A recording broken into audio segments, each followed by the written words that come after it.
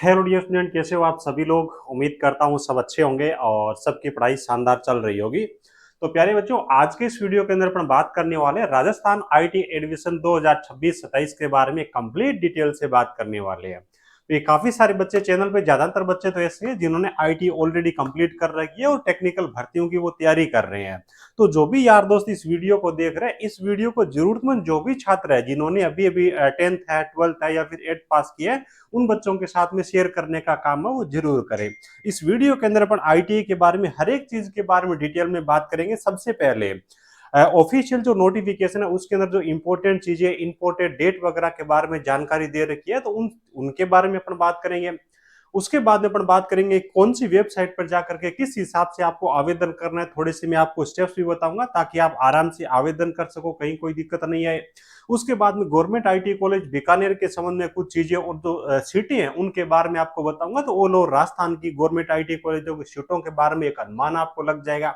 और उसके बाद में लास्ट में अपन बात करेंगे किन बच्चों को आईटीआई का कोर्स करना चाहिए। आईटीआई का कोर्स है वो आज के टाइम के अंदर क्यों इतना ज्यादा इंपॉर्टेंट हो गया है, एक एक चीज के बारे में बात करने वाले। बस रिक्वेस्ट यही रहेगी कि जो भी इस वीडियो को देख रहे हैं हर एक जरूरतमंद के साथ में शेयर जरूर करें।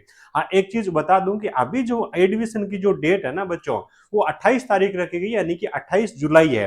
हो सकता है इसकी डेट है उसको और बढ़ा दिया जाए, क्योंकि पहले 23 तारीख थी, उसके बाद में इसको 28 किया गया है। ठीक है, तो जब भी आप वीडियो देखते हो तो ऑनलाइन वेबसाइट पर जाकर के चेक कर लीजिएगा कि फॉर्म अभी अप्लाई हो रहे हैं या फिर क्लोज हो गए। चलिए एक एक करके अपन सब चीजों के बारे में बात कर लेते हैं। सबसे पहले प्यारे बच्चों अपन बात करेंगे यहाँ पे अभी जो इंपॉर्टेंट इन्फॉर्मेशन जो विभाग की तरफ से दी गई है उसके बारे में, है ना। चाहे गवर्नमेंट कॉलेज हो चाहे प्राइवेट कॉलेज हो, सभी के अंदर एडमिशन हो रहे हैं और ऑनलाइन आप आवेदन कर सकते हो। वहां पे कॉलेजों को आप सेलेक्ट कर सकते हो और एक से ज्यादा कॉलेज भी सिलेक्ट कर सकते हो। प्रायोरिटी पे पहले नंबर पे किसको रखना है, दूसरे नंबर पे किसको रखना है, यानी कि इस हिसाब से आप ऐड भी कर सकते हो। और कौन सी कॉलेज के अंदर कौन सी ट्रेड आपको चूज करनी है वो भी आप सब कुछ वहां पे कर सकते हो। ठीक है, तो आ जाइए भी आवेदन करने के लिए। वैसे तो देखो आप अपनी एसएसओ आईडी है ना, उस पर जाकर के भी आप आवेदन कर सकते हो। आगे बताऊंगा, मैं स्क्रीनशॉट ले रखे मैंने। 15 जुलाई से इसके फॉर्म स्टार्ट हुए थे बच्चों, और अभी इसकी जो डेट है वो एक्सटेंड करके 28 जुलाई की गई, पहले 23 जुलाई थी। ठीक है, तो अनुमान है कि थोड़ा और भी डेट को बढ़ाया जा सकता है। तो आप देख लीजिएगा, डेट के बारे में मैं आपको वेबसाइट दूंगा, उस पर जाकर के आपको चेक कर लेना जब भी आप ये वीडियो देखते हो। ठीक है, यहाँ पे ट्रेड के बारे में अगर अपन बात करें तो लगभग सभी जो ट्रेड है उनके लिए एडमिशन स्टार्ट हो चुके हैं। जैसे कि आपकी इलेक्ट्रिशियन ट्रेड है, फिटर ट्रेड है, इलेक्ट्रॉनिक्स मैकेनिक ट्रेड है, मैकेनिक डिजिटल ट्रेड है, refrigeration and air conditioning trade है ना, वायरमैन ट्रेड है, मैकेनिक मोटर व्हीकल यानी कि एमएमवी ट्रेड है, वेल्डर ट्रेड है, स्टेनोग्राफर ट्रेड है ना, हिंदी, और कंप्यूटर ऑपरेटर असिस्टेंट, ये जो आपकी कोपा ट्रेड है, कॉस्मेटोलॉजी है, इन सभी के लिए ये एडमिशन आपके बच्चों स्टार्ट हो गए। ठीक है, आ जाइए। उसके बाद में अगर अपन बात करें यहाँ पे क्राइटेरिया के बारे में, तो मिनिमम एज आपकी 14 वर्ष होनी चाहिए, मैक्सिमम यानी कि आपकी अधिकतम आयु चाहे कितनी भी हो, आईटी आप कर सकते हो। ठीक है, ये बात है। आईटीआई कौन कर सकता है अभी, 8th पास हो, 10th पास हो या फिर 12th पास हो, तो आप आईटीआई कर सकते हो। ज्यादातर जो अच्छी अच्छी ट्रेड है ना वो आपकी 10th से स्टार्ट होती है ना। 8th लेवल पे कुछ ही ट्रेड है जिनके अंदर आप आईटीआई कर सकते हो। तो आप मान के चलिए कि 12th लेवल, बाकी कोपा ट्रेड जो होती है उसके अंदर 12वीं उत्तीर्ण होना जरूरी है। ठीक है, ये हो जाएगा। एप्लीकेशन फीस यानी कि फॉर्म भरने की जो फीस है वो 175 रुपये रहेगी एससी और एसटी वाले बच्चों के लिए। बाकी सभी बच्चों के लिए 200 रुपये एप्लीकेशन फीस के रूप में ऑनलाइन आपका चार्ज किया जाएगा। ठीक है, ये सब चीजें होगी 2026, 27, 28। चलो भी आगे अपन बात कर लेते हैं। उसके बाद में कुछ इंपॉर्टेंट डेट है उनके बारे में बात करें तो 28 तारीख तक आप फॉर्म सबमिट कर सकते हो। लेकिन जब भी वीडियो देखते हो आप एक बार ऑनलाइन वेबसाइट पर जाकर के चेक जरूर कर लीजिएगा। ठीक है, आगे बताऊंगा मैं।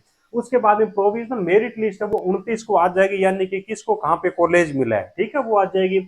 और उसके बाद संस्थान प्रबंधन समिति, ये कुछ स्पेशल सीटें होती है जो हर एक गवर्नमेंट आईटी के अंदर नहीं होती, और इनका चार्ज होता है वो भी बहुत ज्यादा होता है।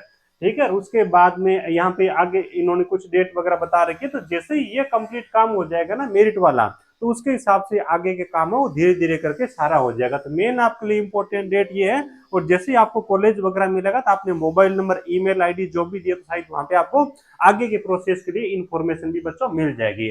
अब आपको आवेदन किस हिसाब से करना है, भी आपको अपनी एसएसओ आईडी है उसको लॉग इन कर लेना है। लॉग इन करने के बाद देखिए कौशल दर्पण के नाम से वहां पे एक एप्लीकेशन आएगा। डायरेक्ट अगर आपको एप्लीकेशन एसएसओ आईडी के अंदर नहीं दिखता है ठीक है। तो यहाँ पे जो क्विक सर्च का एक ऑप्शन आता है ना, इसके अंदर कौशल दर्पण है, ये नाम डाल दिए, कौशल नाम डालोगे ना, इतने में ऐप आ जाएगा, इस पे आपको क्लिक करना है।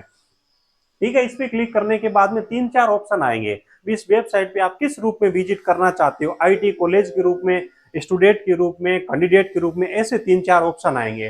तो आप उनमें से मेरे हिसाब से स्टूडेंट आप चूज कर लीजिएगा। स्टूडेंट में आपको यहाँ पे देखो कॉर्नर में अप्लाई फॉर एडमिशन का ऑप्शन आएगा, इस ऑप्शन पे आपको क्लिक कर देना है। उसके बाद आगे की जितनी भी डिटेल है सारी की सारी बेसिक डिटेल है, कहीं कोई दिक्कत नहीं है।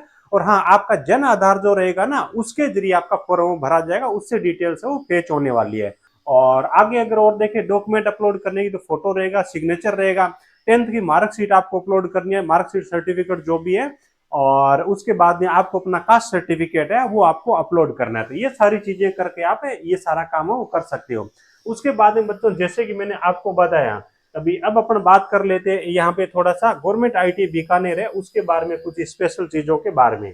तो चलिए बच्चों, अब मैं आपको दे देता हूँ एक गवर्नमेंट आईटी कॉलेज बीकानेर है उसके बारे में थोड़ा सा ओवरव्यू, आपको सीटों के बारे में दे देता हूँ। तो ऑल ओवर आपको सरकारी कॉलेजों के अंदर सीटों के बारे में आपको चीजें हैं वो समझ में आ जाएगी। ठीक है, किसी भी प्रकार की कोई क्वेरी रहती है, खास तौर से जो बच्चे बीकानेर सिटी के या फिर बीकानेर डिस्ट्रिक्ट से आसपास एरिया के, उनके लिए सबसे ज्यादा बेस्ट रहेगा कि ऑनलाइन अप्लाई करते हैं, गवर्नमेंट आईटी कॉलेज बीकानेर है वो सेलेक्ट करें, है ना। कहीं कोई दिक्कत नहीं, अच्छा स्टाफ है और बहुत अच्छे से पढ़ाई हो रही है। ठीक है, इसका जो एड्रेस है पुरानी शिवबाड़ी रोड, पटेल नगर, जीप आपका बीकानेर है। और यहाँ पे आपको कॉन्टेक्ट नंबर वगैरह आपको दिख जाएगा, एडमिशन के संबंध में कोई क्वेरी हो तो यहाँ पे आप इनसे कॉल कर सकते हो। लेकिन इन नंबरों पे केवल कॉल वही करें जो गवर्नमेंट आईटी कॉलेज बीकानेर के संबंध में जानकारी जिन बच्चों को लेनी हो। ठीक है भी, चलिए आ जाइए यहाँ पे। अगर अपन सीटों के बारे में बात करें ना, इलेक्ट्रिशियन ट्रेड के लिए यहाँ पे काफी अच्छी सीटें हैं, जैसे कि आप देख पा रहे हो बच्चों, 60 यहाँ पे सीटें हैं वो आईटी इलेक्ट्रिशियन वाले बच्चों के लिए यहाँ पे रहने वाली है। ठीक है, 60 सीटें यहाँ पे रही, 20-20 की 3 शिफ्ट इन्होंने बता रखी है। फिटर ट्रेड के लिए यहाँ पे 20 है,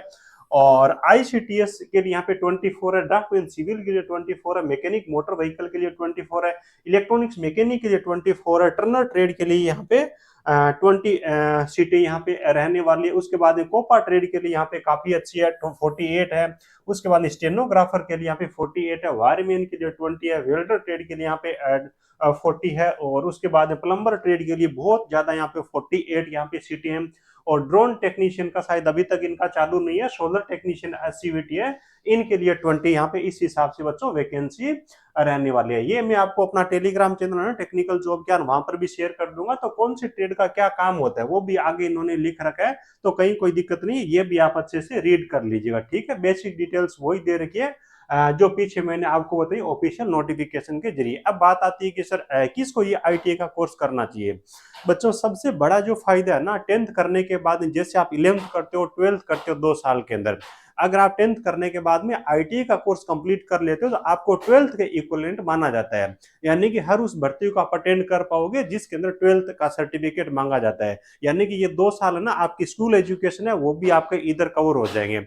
उसके बाद में आईटीआई की जो स्पेशल भर्तियां आती है उनको भी आप कवर कर सकते हो ना, काफी सारी स्पेशल भर्तियां आती है।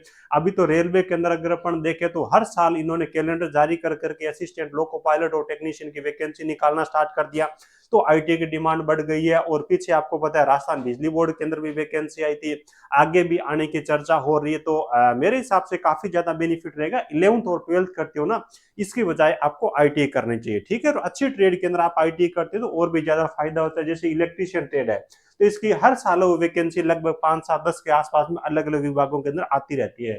फिटर ट्रेड है, इसके लिए भी काफी सारी वैकेंसी आती रहती है। इलेक्ट्रॉनिक्स मैकेनिक एक बड़ी इंपॉर्टेंट ट्रेड है, आजकल इसके बारे में भी काफी सारी वैकेंसियां वो देखने को मिलती है। ठीक है, बाकी आपकी चॉइस रहेगी किस में करना है किस में नहीं करना। तो अच्छा अवसर है, 28 तारीख वैसे लास्ट डेट है। बाकी आप अपनी एसएसओ आईडी के अंदर जाकर के कौशल दर्पण वाला ऐप है उसमें जाइएगा और आगे जो स्टेप मैंने आपको बताया वो करके देखिएगा भी अप्लाई करने के लिए ऑप्शन आ रहे हैं या फिर क्लोज हो गए। चलिए ठीक है, thank you, best of luck.